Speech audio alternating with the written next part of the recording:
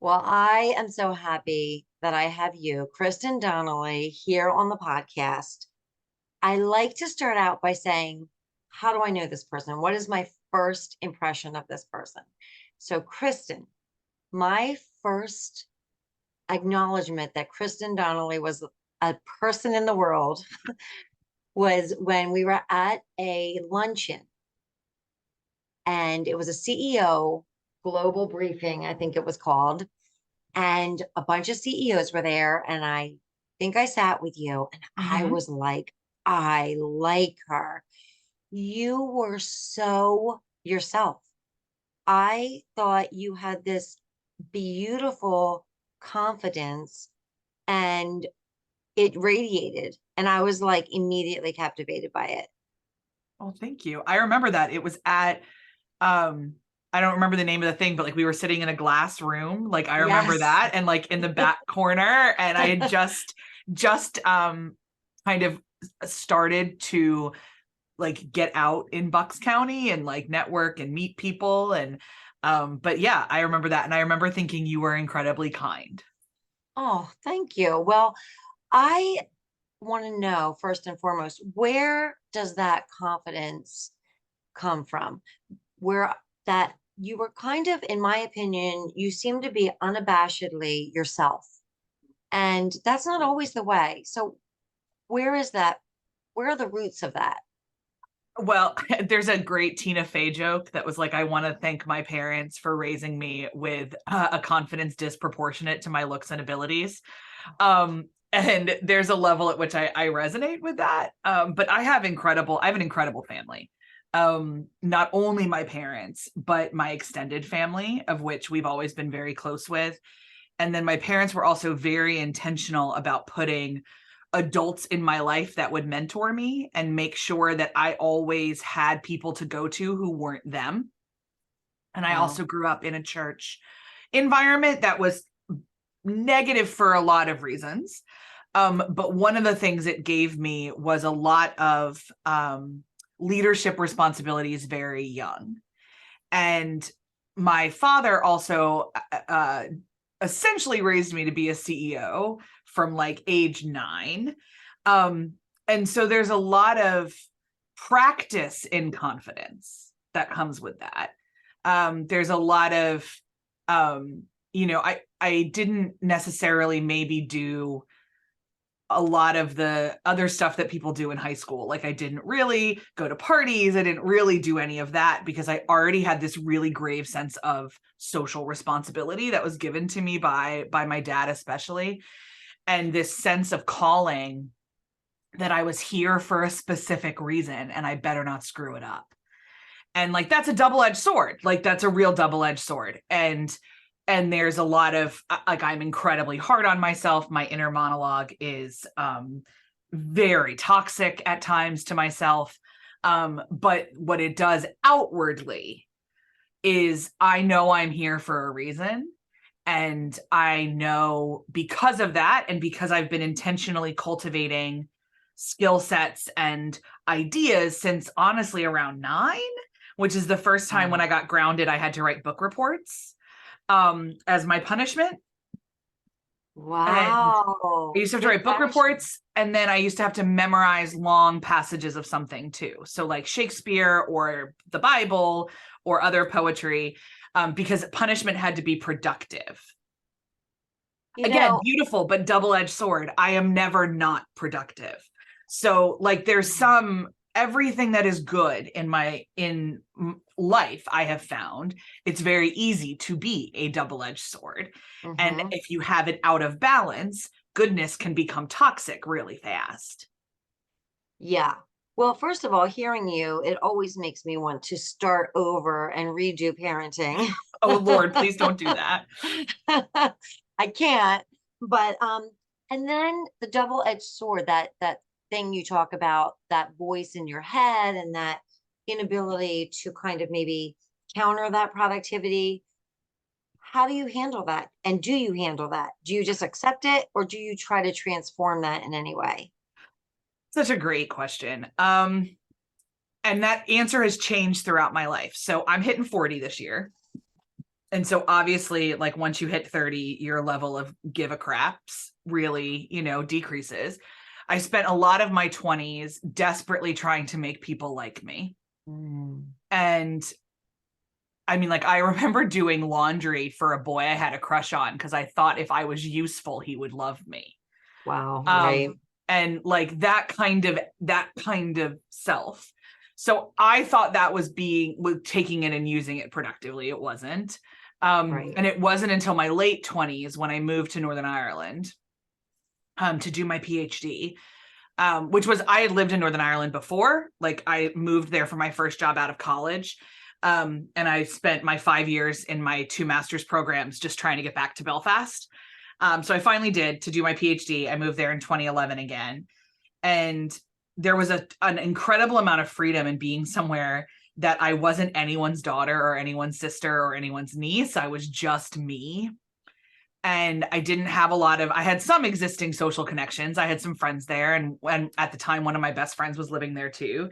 But I also had this whole other world where I was going to meet a whole lot of people. And I had this decision of like, who did I want to be? Wow. And what did I want to do? And how did I want to craft this life from the ground up? I was raised in a family business, which I now co-own with my brother. And so there has always been this level of I carry this name and I carry this reputation and I carry this legacy. None of that meant a damn thing in Belfast. So for me, it felt like the first time in my life I could really say, who am I going to be? And what pieces of who I am do I want to keep? And what pieces do I want to play with? And so so in a certain way, I got to have my college experience when I was cognitively prepared to like do it well in a certain way. Yeah. And so I kept a lot of things. I played with some stuff, like Sure. for sure, nothing significantly dangerous, but it's where I met my husband. It's where I met my best friend and now business training partner. Because I got to learn how to settle into my own skin. Now, the double side of that is that I have a lot of mental health issues that mean that I am not able to ever be doing one thing or sit still. And I'm in the process of reevaluating quite a lot of those diagnoses and that medication because I think I've been mismanaged for a long time. And so, but I'm not, the double-edged sword is that I'm an incredible multitasker, but it also means I can't ever shut it off. So I don't ever just enjoy myself doing anything. Mm. I'm Right. always doing 2 to 3 things in my brain at once because I cannot ever be still. Do you meditate? No, that That's always doesn't my work. question. That doesn't work. No. And like, I can't do yoga because I'm still too often in yoga. So Pilates works for me better because Yeah. you're generally always in motion. Mm-hmm. But I tried to do yoga and all I did was I could not focus on my body. I just kept thinking about my to-do list. Yeah. So I still do that with Pilates, but it's easier to like tune into my breath because my body's also moving. Yes. And I can do that. But like, yeah, I mean, people ask me all the time, like, how do you do it all? And I'm like, it's a mental health disorder. It's not a skill set. Like, Yeah. like, I don't have kids, pets, or plants. I don't have to keep anything alive besides me. But I also am genetically and biologically incapable of being still. Yeah. Interesting. That really is interesting because it really does illuminate that double-edged sword because there are probably a host of people on the other spectrum who are incapable of movement. Oh, That's 100%. just fascinating. And Kristen, when you say that you got to Northern Ireland and you loved it, and was it because you were just not in the environment that you were somebody's daughter, somebody's sister, or was it specific to Northern Ireland? Did you just love being away, or was there something about Belfast? I mean, it's definitely a both. Like, it's definitely, I mean, I think this is the argument for study abroad all the time is Yeah. that, and whether study abroad can be another country, but honestly, in the United States, we're so big, it can be a different state. I went to college in Kentucky, and that was the first place I learned that the world looks different and that different doesn't mean bad. And one of the stories I always tell is that when I grew up in Bucks County, I grew up in Yardley, I graduated from Pennsbury. And when I moved to Kentucky Everyone kept talking about the SEC, and I couldn't figure out why everyone was so obsessed with the Securities and Exchange Commission. Because up here, college basketball, when I was growing up, wasn't a thing. Like, we never talked about it, ever. Right. I was growing up in the Yeah. 90s, and it wasn't like Villanova was really good then. Mhm. So I didn't even know what March Madness was until I was 19 and friends with a Kentucky basketball player. So I learned that people went home every weekend. I learned that, because even if I think I went to Penn or something, that would have never occurred to me. I would have never gone home every weekend.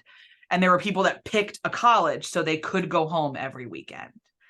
I learned that education systems are different. Kentucky at the time was ranked 49th in the country to educational attainment, and Pennsylvania was ranked 8th.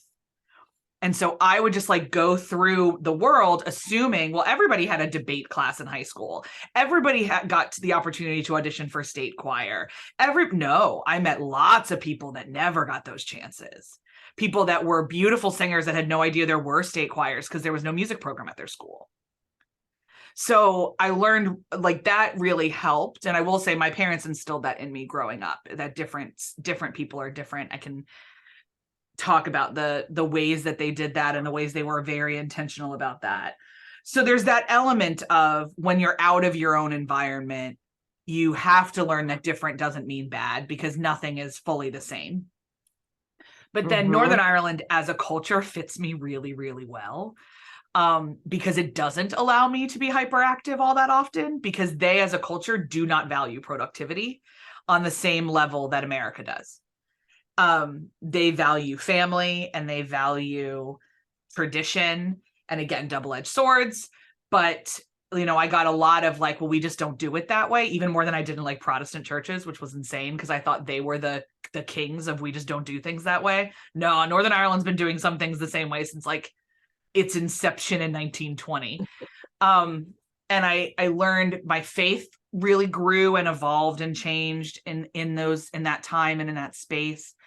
But I really loved that I was forced frequently to sit in pubs for hours, where the point was not getting drunk. The point was not anything but being with your friends and sharing food and drink and proverbially breaking bread around the table, watching sports in communal environments. Like I never went to an Irish rugby game in person, but I saw every single Irish rugby game where they played in the Six Nations in the same pub with the same people at the same table.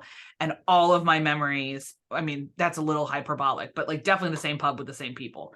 And so many of my even when I watch Irish rugby now, I can remember the moment that we won the Six Nations. I wasn't in the stadium, but I was in the pub with these 5 people that I love so much. And we had a great time. Oh. And like, we don't do that in America.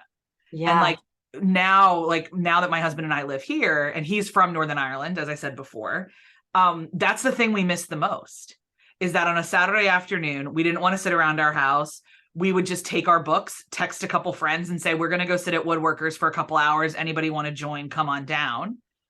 And like folks would wander in and we'd get to catch up on their lives, or they'd text and be like, sorry, I've got too much on. And it was never judged. Yeah. In a way. I miss that a lot. It feels like an episode of Ted Lasso. I'm picturing pub. Like that must be real. Oh, it's totally real. I mean, the number of I wrote chapters of my PhD in pubs, just did it during the day. Yeah. And coffee shops and like that kind of very out of your house kind of attitude, because houses are small. Yeah. And if you have more than 4 people in your friend circle, most living rooms can't accommodate that. And so you go out, and there's a difference between going out and going out. And out means you get dressed up and you go dancing. Out just means you're out. Like there's all these kind of things. And also some of the things that they're incredibly judgy about as a society don't apply to me. Whereas a lot of the things that America is very judgy about do apply to me. So like, they're not nearly as judgy about bodies. Like I never get hit on in bars in the United States. I got hit on all the time in the UK. I got harassed and that was annoying. But like, I just remember the first time somebody, like a stranger, asked me out on a date, and I was like, this doesn't happen to people my size. This doesn't happen to people that look like me. And it did there routinely. And the on television, there were people that looked like me all the time.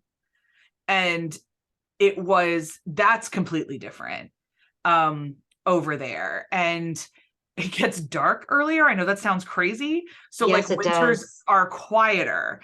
Summers are louder because it's light until 10:30. Yeah.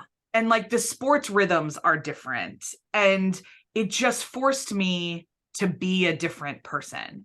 And the hardest part was moving back here, trying to fit. I liked who I was there a lot. And Wow. I Yes. liked that person a lot. I was more balanced and more in control of my life than I felt I was here. And Mm-hmm. fitting that square peg into a round hole was incredibly traumatic. And we talk about re-entry syndrome all the time in Yes. cultural work. And there are still, John and I talk about it all the time. If we click our heels 3 times on any given day, we're never sure which home it would take us to. And I'm home How in both interesting. places. And Yes. that, like, when we go back, it doesn't ever feel like we've been gone. How And was he being here? Coming from, he was raised in that culture, yeah, right? he He was lived raised there there. for, the first time he moved to the US, he was 24, I think, Okay. if I'm doing my math right. And he lived in Los Angeles for 5 years because he used to work in video game development. Um, he is most days okay. Yeah. He doesn't he is very typical of a lot of Northern Irish people that grew up during the Troubles, in that a lot of the emotional baggage of being there isn't triggered here. Yes. But when Wow. during COVID, like, there were 2 nieces born that we didn't meet until they were 1 and 2. His parents are getting older. Every time we get a text and he can't just get in the car and Mm, drive, it's hard. It's really hard. There's been some instability in his hometown recently as we talk right now. And like, we got the text that something was really a big event had happened, and it was very scary, and it was not far from his parents. And then I was getting on a plane to leave for a 12-day business trip. Um, and like, that's just part of this life. And if we were doing that, if we were living in Belfast, he just would have gone and gotten and seen his family. But like, my brother had surgery when I was over there, and it was like clawing my heart out to not be able to get on a mm, plane and be here. So it's hard. I don't think he misses Northern Ireland mm-hmm. the way that I do, for sure. He misses pieces of the culture, and he misses his family. Yeah. Yeah. So you talked about the fact that your faith grew and developed in Ireland. What role does your faith have in your life, if you don't mind me Not at asking? all. To quote C.S. Lewis, my faith is like the sun. I see everything through it. Mm, Um, it is beautiful. it is the guiding feature of everything I do, every decision I make. The way I've structured my life is because of how I believe. I believe I am on this planet to do good and be better. I would, on the Protestant Christianity spectrum, I would be much more liberal um than a lot of people and a lot of folks. I mean, I have a seminary degree, and I was a religious youth worker for a long time. My PhD is studying Protestant congregations. Like, I've been in that professional world for a really long time. Um, but personally, I mean, people ask me sometimes, like, why I'm not a preacher. And I'm like, honestly, like, there's no church in the planet that would hire me. Like, I have too many other things. I understand Um, that. Yeah. and I would love to be a preacher. I don't know how equipped I am to be a pastor. And those are 2 very separate skill Yes. sets. I was a good youth pastor. I was a good youth worker. I wasn't excellent. And all of that. But for me, I believe deeply that God wants us to love each other deeply. I believe that Jesus came to earth to teach us how to be human. And that part of being human is speaking justice, doing mercy, and walking humbly. I believe that the crucifixion and the resurrection were entirely to teach us that you sacrifice yourself for those you love, and love always wins.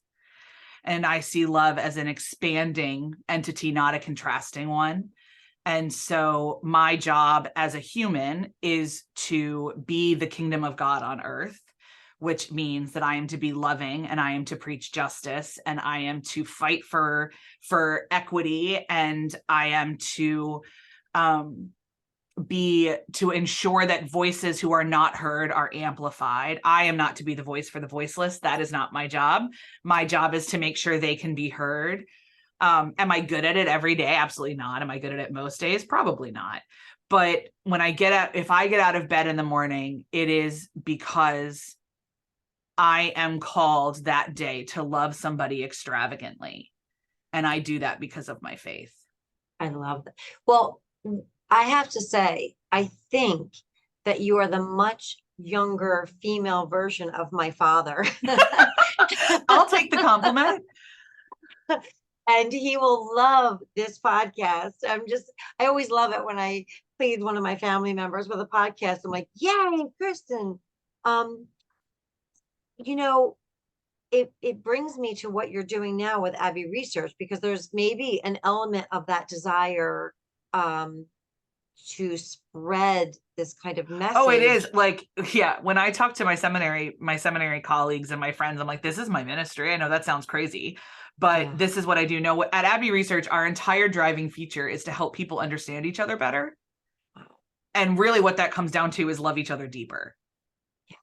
And like I always say when I'm on other pods and things like that, I'm like, I don't mean love in a Hallmark card way.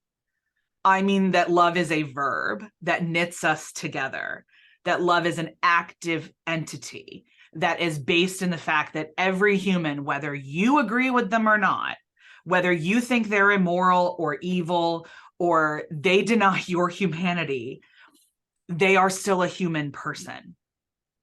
You can choose not to interact with them. You can choose to set boundaries, but you do not get to dehumanize them. You may not understand. You may be confused. Well, that's fantastic. You can learn to ask questions.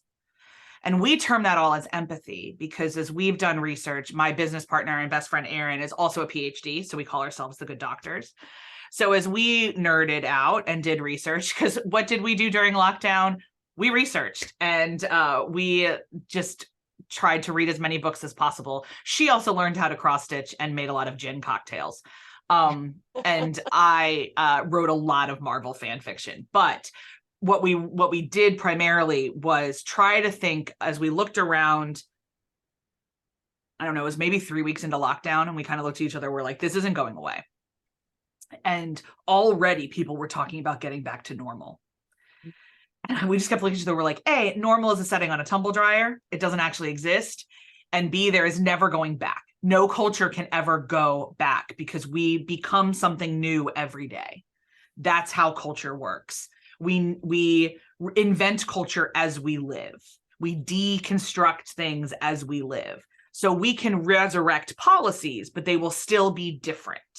It will never be the way you thought it was before. Also, your memory is faulty. So like everyone's memory is faulty. This is what we know about memory. So we started looking at that, and then our experience in Northern Ireland taught us that if you do not acknowledge people's trauma and grief, and you just tell them to get over it, it will metastasize into internal and external violence. And so since like 3 weeks into the pandemic, we were trying to figure out a way to not turn COVID into the troubles. Unfortunately, we have turned COVID into the troubles. Which is why we see an incredible rise in violence in the United States, especially you and I live near Philadelphia. There's a 600% increase in gun violence in the last 3 years.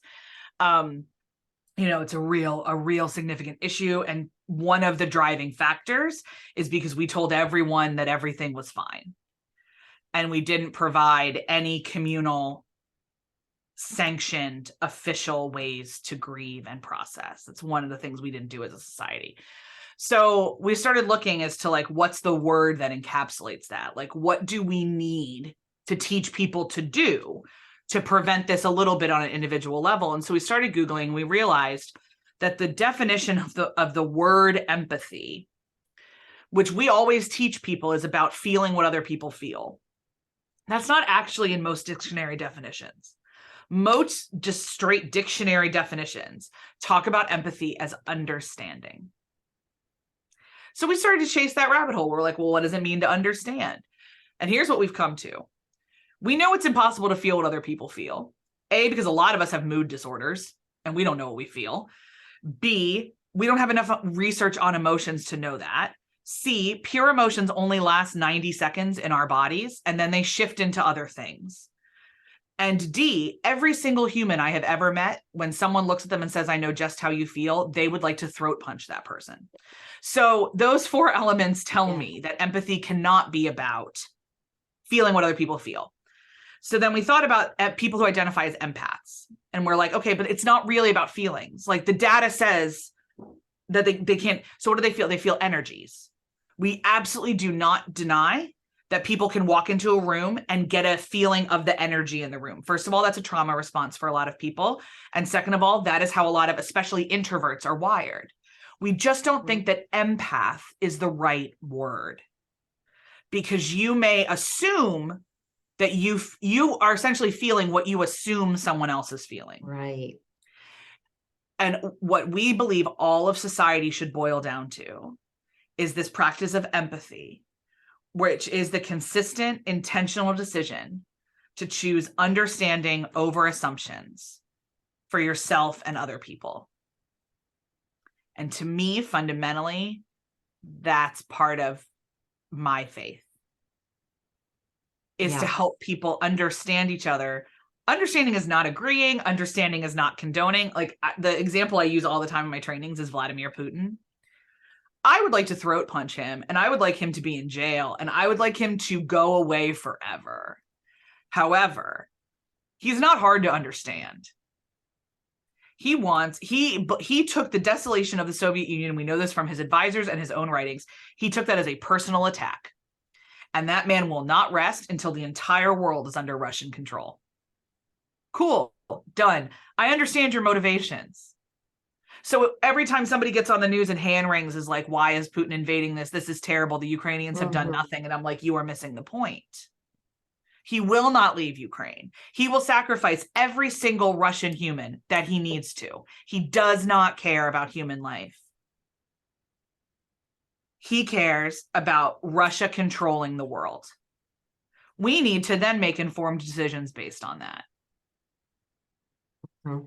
I don't need to agree with him. And then it goes to smaller stuff. Like, I understand why, for me, getting a little spicy here on your pod, for me, trans women are women. That's it. Done. Right. Done. No questions asked. Trans men are men. Done. Because gender is not entirely, it's not a biological concept entirely. It's a social construct as well. Also, it is none of my damn business what genitalia you have, how you use it. I don't care. My driving thing is for do no harm and then do you. You are not hurting yourself or other people. Amazing. No trans person has been arrested for assaulting a child in a bathroom. Like, all of this is made up hysteria on hypotheticals. So I understand, though, why so many women are afraid of trans women. Why do you think that is? It's actually pretty simple. We as women have for those of us who have been biologically, we were assigned female at birth, and we have biological genitalia that matches what society says women are. We have been objectified and abused and maligned by men our whole lives. And this idea that somebody who had the privilege of male genitalia and male power now says, I'm one of you, on one level is deeply just offensive. Like, it's the same attitude of you have to suffer because I suffered, to like interns. Like, we abuse interns because they had to suffer. That's a big prevailing thought with everything. Yeah. So same energy. Like, I suffered, so you have to suffer. You haven't earned your stripes. Also, for women who are survivors of sexual assault, it is very difficult to imagine being in a room where you are told you are safe with women. And one of those women lived a lot of their lives with male privilege. Yeah.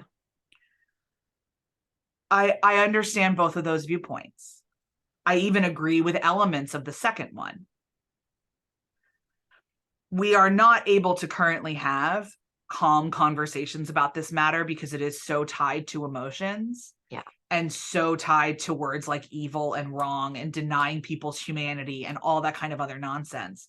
But there is a third way that we will need to get to as a society to acknowledge that there are women who need to be with us, women who were assigned female at birth exclusively, to talk about their sexual violence experiences or their other traumas. It just is. But we cannot call those single sex spaces in the way that they're currently being talked about. So I don't agree at all with the I suffered so you suffered mindset.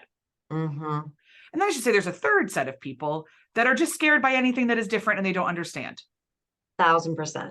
Yeah. So there's a lot of that happening too. Yeah. Society has always had people who are transgender. I mean, like back from Adam and Eve. Yeah. And we it's always been a thing. It's just been a thing that has different values in different societies at different times.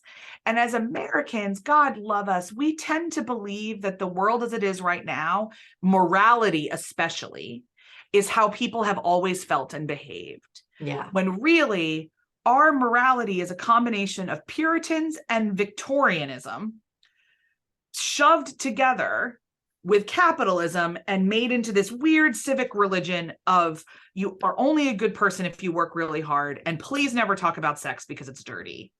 Right. Like it's this weird combination of things. We are the only ones who feel the way we feel about everything we feel. We are definitely the only people at this point in history that think the way we think, because we are the only ones who have lived through everything we lived through. I say all the time about the Constitution, like here are 3 things Thomas Jefferson did not have ready access to: penicillin, electricity, and running water. Right. AK-47s is also on that list. Right. So they didn't write any of our laws with the thoughts that like penicillin existed. Right. And like, penicillin's been around since the 20s. So like, we just assume that this is how everything works. But if you really investigate, what did they think the world looked like? How do I understand the past? You then can understand the present, possibly. Understanding people's contexts is very important. Erin and I have a series on YouTube called Colonizers World Tour, where we go around the world via YouTube and talk about a different country every couple weeks, every couple months, and explain its history of colonization and how that affects the people living there, and how we should then, as the colonizing country, if you are a white American or a white Brit or a white Dutch person, we should understand our relationships with that. And so much of that is about asking, what don't we know? I'm going to have to put a link in the podcast. I totally want to follow that. So Kristen, the proverbial magic wand question, given all of that, if I just right this minute through our little Zoom connection, handed you a magic wand and said, quickly, you can change one thing in the world about people or about the world in which you live, what would it be? Difference is not scary. It's an opportunity. Yeah. And then like secondary to that, calm down. Yeah. Just take a breath and calm down. Okay. And then I also have to ask you, even though people cannot see this, who is peeking over your shoulder? Is that a raccoon? It's a stuffed ferret. And I'm a huge part of, there's also Funko dolls all over my office, mostly from Marvel and Hamilton. I'm part of Marvel fandom. and a specific subset of Marvel fandom where we all have nicknames. And one of my very best friends in the whole world, her nickname is Ferret. And so I have a stuffed ferret in my office to remind myself that she is always with me. Oh, I love it. And she's right over your shoulder, so it's She's right there. perfect. And she should be, because she is in charge of correcting all of my grammar. So Oh, perfect. yeah. Yeah. Well, she looks very peaceful, so you must She have is. been very grammatical. She is. She exists in a very peaceful state. Yeah. Nice. Well, you have given me and listeners so much food for thought, so much inspiration. And even as you were talking about Putin, I was thinking, and yet, as I remind myself the same thing, we have to find somewhere within us to love him. I always think about people like him as the test, Yeah. but And there's we all something have a thing. Like, we all have that. I just remind people all the time, you're going to be bad at this. This is a journey. There's going to be people you can't with. There's going to be days you can't do this on. Like, a driving principle of all of this practice of empathy and understanding is to be gentle with yourself, because you are an imperfect human in an imperfect world. And that's how this works. But yeah, and a reminder too, that you can love people and not be in a relationship with them, that you can, because I think love is active and less of an emotion in that way. I'm not going to have a lot of opportunities to actively love Vladimir Putin. right. And so, but I also think love is justice. And so love would be looking at him and saying, nah, this is off and you need therapy. Like, right. you're like, love is also saying things are wrong. Yes. So my 100%. love of him is, no, you don't get to Yes. be this person. That is not how this works. Yeah. And I stand against you in the name of humanity. Mm-hmm. But we all have that. I have a terrible time loving people who are in fundamentalist Christian movements. Like, real hard time loving like really right-wing extreme evangelical language these days. Really hard time.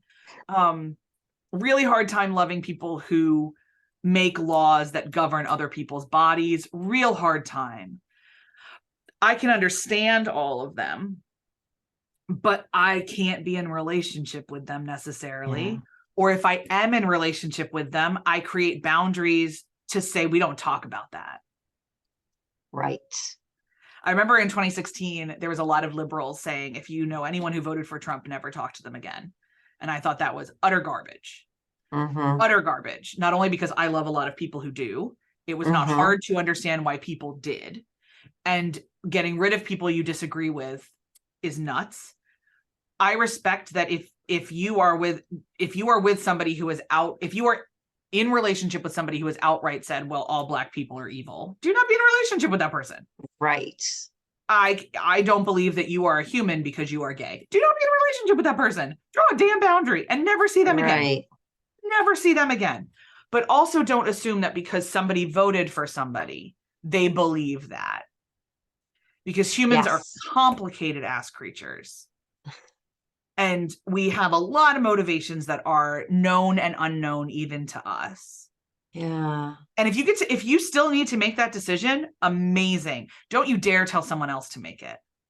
Yeah. Don't you judge anyone for the relationships that they're in with other people, because you don't know. No. Ask more questions, make less assumptions, lead with kindness. Love it. And that complication of humanity, I think we do have people don't like ambiguity. No, we can't handle it. No. And life is complicated and people are complicated. Yep. But like I said, I am so grateful to you. I know you have an insane schedule, and I am so thankful that you took time for the podcast and for me. Of course. And I really am so grateful for all of the I want to say, like, you've given us a meal. Like, it wasn't morsels, it's a meal that I think bears listening and re-listening. I will. And thank you. I appreciate it. I appreciate you. Well, I'm honored that you even asked because I keep seeing it come up in my Facebook feed. And I'm like, I wonder if Amanda would want me on her show. So I'm I'm getting so honored to be braver. asked. Well, thank you. I'm getting braver with the ask. Good, good. Thank you.